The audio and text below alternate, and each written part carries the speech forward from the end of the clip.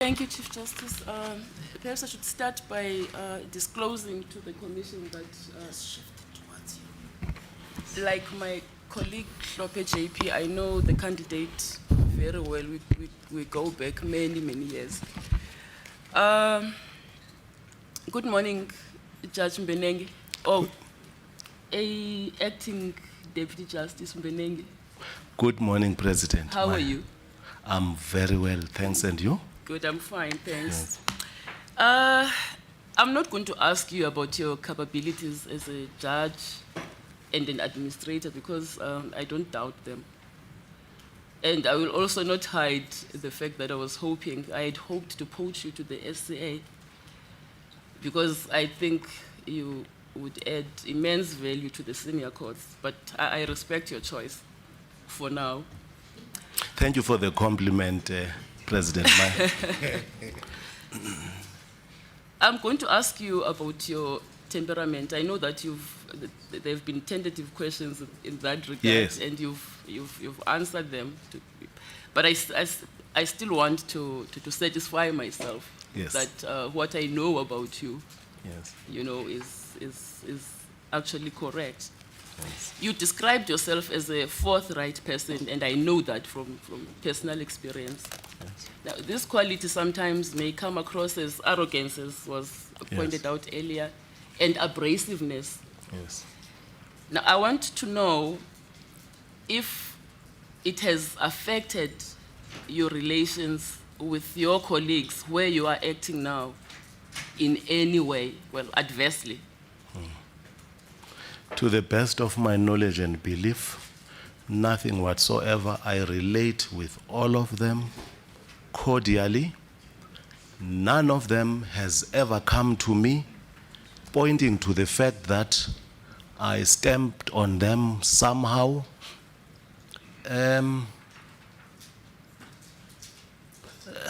That's the short answer, President Maya. I'm saying to the best of my knowledge. And I would have expected anyone, for some or other reason, who thought that at some point I was a bit stern towards them, to come forward and afford me the opportunity to deal with that sort of concern. For instance, I would have had occasions knocking on the door of a particular colleague, finding that the colleague is not there, not knowing where the colleague has gone to, picking up the phone and getting a response like this. No, my home is not far from here. I'm done with court. And I think I alluded to that earlier on. Moments where I have actually said, at least I should be put in the picture. If for any reason a colleague must be away, at least I must be put in the picture and get to know. What happens if you go there, you happen to be working on your pool and you drown there, and I don't know that something has befallen you. Now, President Maya, you will agree with me that at the level of us being adults, one doesn't take kindly to being steered in the right direction when somehow people come short. I earlier on alluded to the fact that transparency is something that we should continue selling. People who finalize their cases on Monday or Tuesday don't have the right to simply disappear. I know that when I pick up the phone, checking where so-and-so is, I would never have shouted to the top of my voice. I would simply have said, oh, I thought you were in your chamber. I've got a matter to share with you here.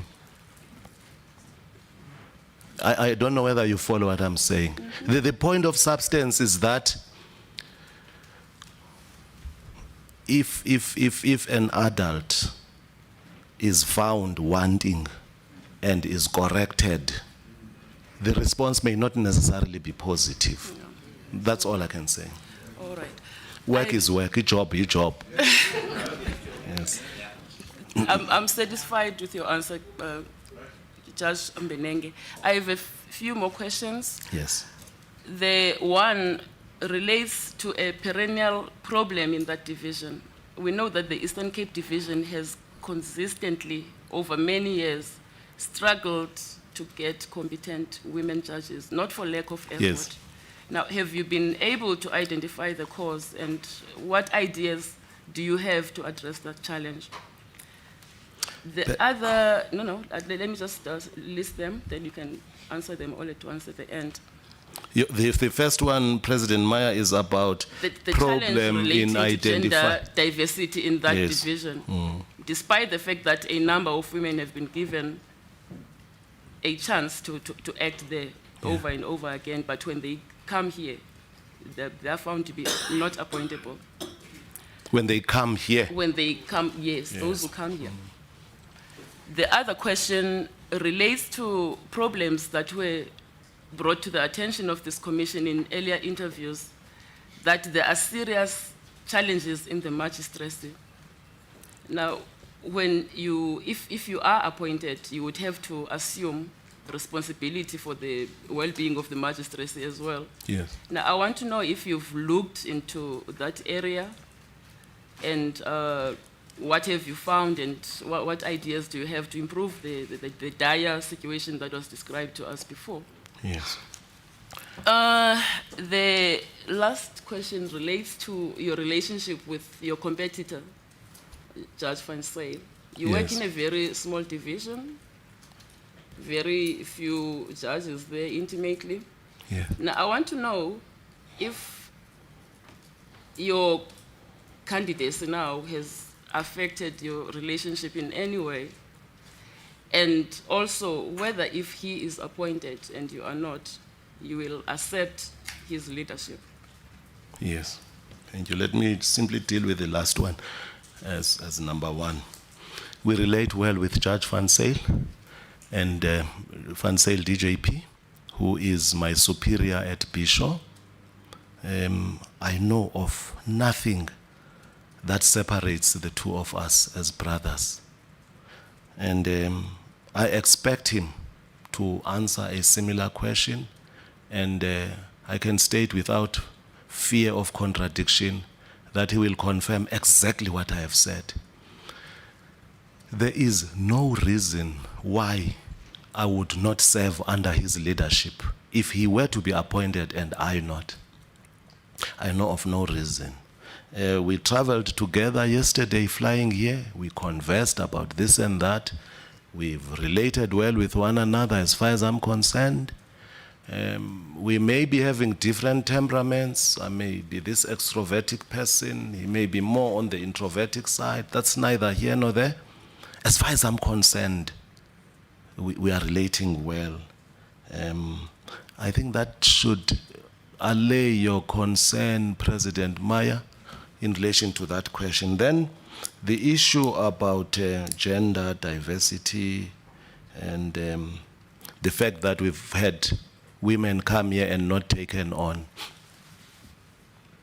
I was not particularly involved in the appointment of acting judges, even as a judge at that particular point in time. I'm not talking about me being a DJP at the present moment. I just have that one philosophy that there should be less of trial and error. That is a notion from which I spring. People should have proved themselves as competent lawyers. There are many women who are competent as lawyers. Well, it is said that some have had to come here and not get to be recommended to be judges. So I can't directly proffer an answer for a particular functionary who was responsible for the selection during that era. But I have shared with the Commission what my philosophy around acting appointments is. I believe there are many female practitioners out there, female magistrates, who can be subjected to some form of test and get recommended for appointment as acting judges.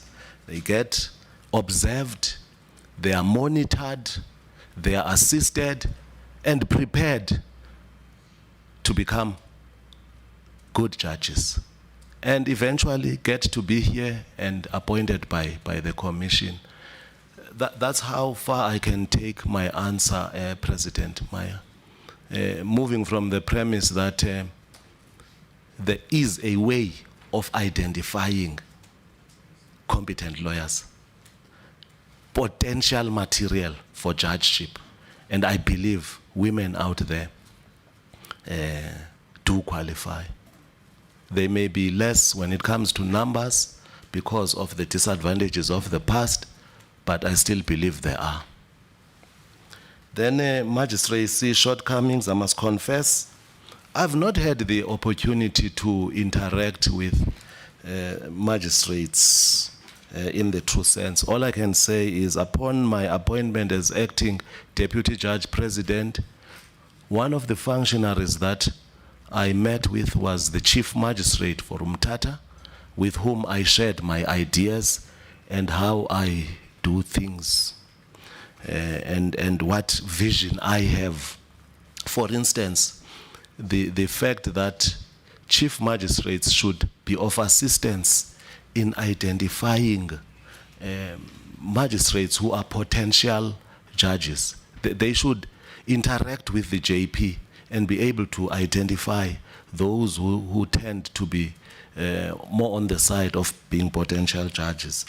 I did interact with the Chief Magistrate, Mr. Solwandle.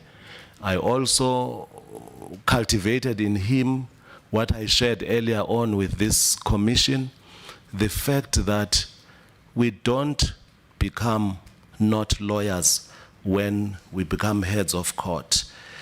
We still have to be in court, and we can only lead by example and promote standards in our various divisions. Yes, I think I've covered the salient features of the question, President. Commissioner Fourie.